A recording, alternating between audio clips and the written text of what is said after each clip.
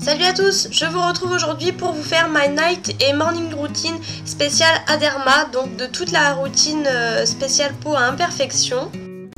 Alors tout d'abord on va commencer par la routine du soir. Donc comme vous pouvez voir, je me démaquille avec l'eau micellaire, donc toujours de chez Aderma, de la gamme peau à imperfection en fait, puisqu'en ce moment j'ai quelques boutons qui ont apparu comme vous pouvez voir particulièrement sur ma joue. Il y en a un bien gros. En fait j'ai reçu toute cette gamme par Octoly et du coup voilà, je vous ai mis tous les produits en action. C'était vraiment une box avec plusieurs produits à l'intérieur. Cette eau micellaire démaquille plutôt bien et de toute façon en général si je prends ma douche le soir, je me passe juste après le gel nettoyant en fait qui permet de parfaire le démaquillage, ou alors le lendemain matin tout simplement. Ensuite, juste après ça, j'utilise la crème de nuit, donc ils appellent ça la crème compensatrice. En fait, elle est tout simplement un petit peu plus hydratante que la crème de jour. Vous pouvez aussi l'utiliser le matin comme vous voulez, mais moi personnellement, vu que j'ai la peau vraiment grasse, je l'utilise plutôt le soir. En fait, ça permet d'apaiser plutôt toute la routine qui est peut-être un petit peu agressive, on va dire, pour compenser justement pour les boutons. Et voilà, comme je vous disais, donc le gel nettoyant moussant, toujours de la même gamme. Donc ça je l'utilise, en l'occurrence là c'était le matin, mais ça dépend si je prends ma douche le matin ou le soir. Il est vraiment pas mal, il est par contre assez liquide je trouve. Il mousse pas énormément comme vous pouvez le voir, mais en tout cas il nettoie plutôt pas mal.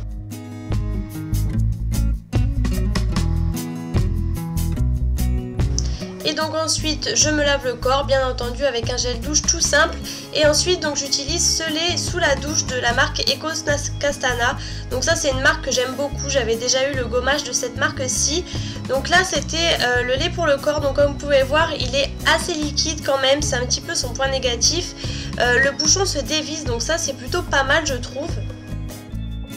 Et donc maintenant on passe au maquillage. Donc tout d'abord j'utilise le sérum matifiant sous ma crème hydratante.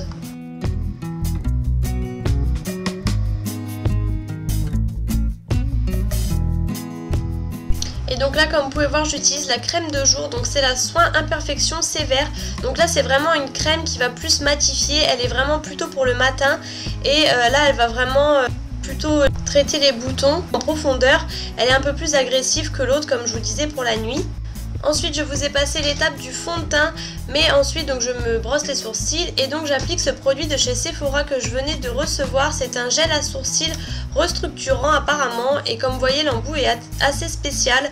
Alors je le trouve pas hyper précis du coup, la teinte c'est à peu près ma teinte mais légèrement foncée.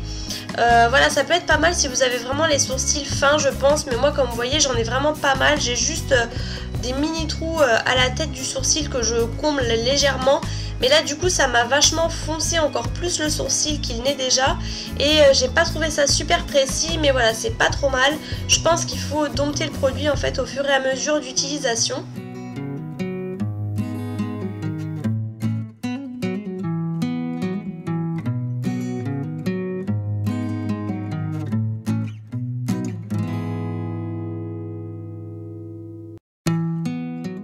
J'ai rajouté un tout petit peu de mascara transparent pour fixer le sourcil, puisqu'en fait j'en avais pas mis sur toute la longueur. J'applique ensuite ma Primer Potion d'Urban Decay en tant que base, donc de fard à paupières tout simplement, pour venir fixer ensuite tous les fards que je vais mettre sur ma paupière.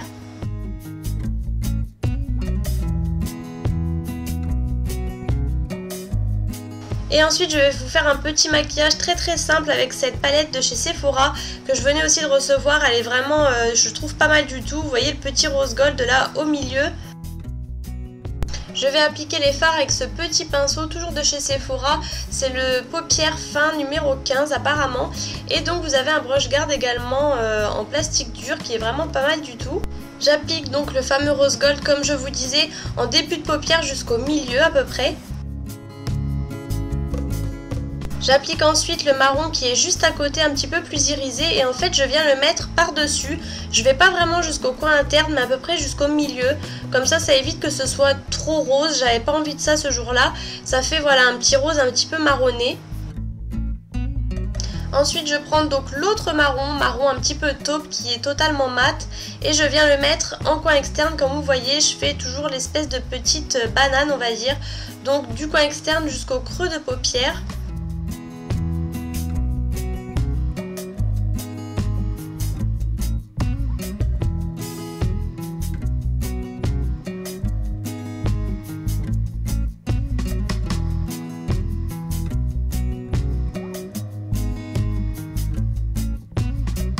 Ensuite donc je reprends la même couleur avec la tranche de mon pinceau, je l'applique en ras de cils inférieur.